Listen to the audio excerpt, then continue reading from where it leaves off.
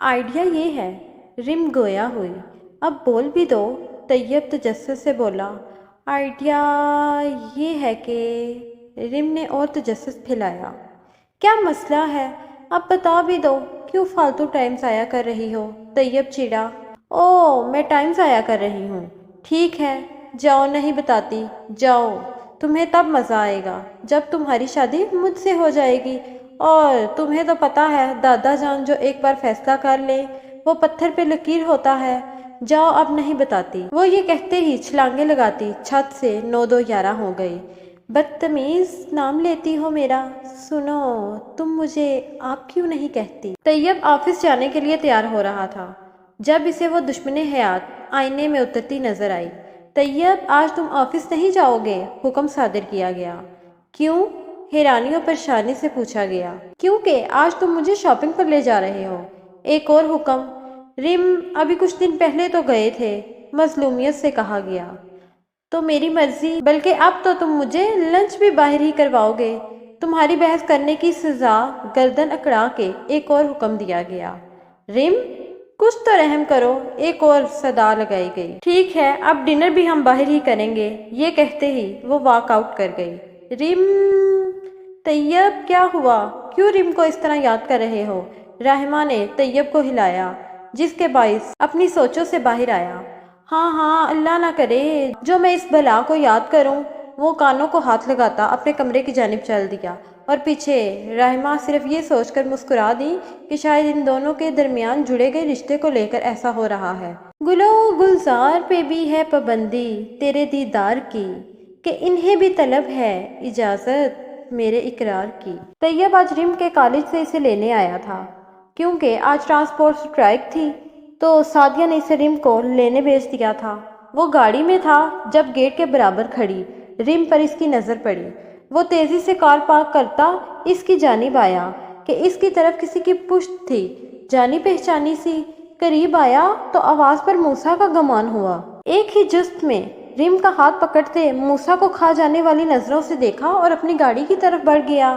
ایک جھٹکے سے رم کو گاڑی میں بٹھایا اور خود دوسری جانب آ کر بیٹھ گیا۔ گاڑی سٹارٹ کی۔ یہ کیا بدتمیزی ہے طیب شاہ؟ کاٹ دار لہجے میں پوچھا گیا۔ تمہارا نوکر نہیں ہوں کہ باہر انتظار کرتا رہوں، اور ویسے کیا بدتمیزی کی ہے میں نے؟ غصے سے پوچھا گیا۔ نہیں، بدتمیزی تو میں نے کی ہے، گاڑی تک گھسیٹ کے تو میں لائی ہوں، اور ہاں، نوکر تو میں ہوں جو آدھے گھنٹے سے انتظار کر رہی تھی، طنزیہ لہجے میں جواب دیا۔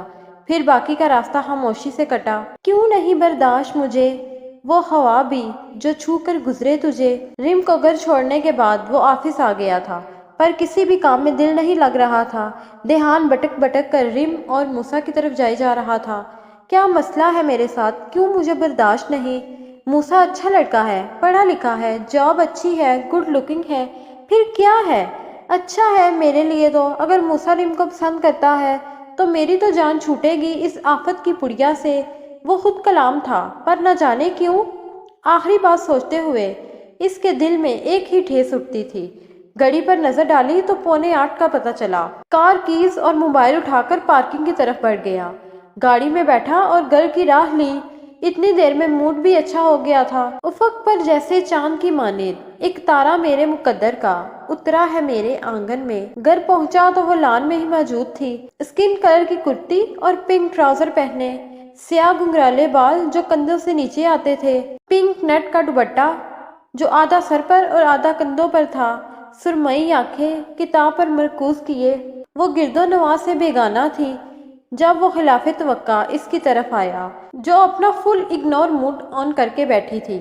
رم، دونوں ہاتھ میز پہ ٹکائے نہایت ہی شیریں انداز میں کہا گیا، جس پر رم نے ایک غصیلی نظر اس پر ڈالی اور واپس ناول میں گھس گئی۔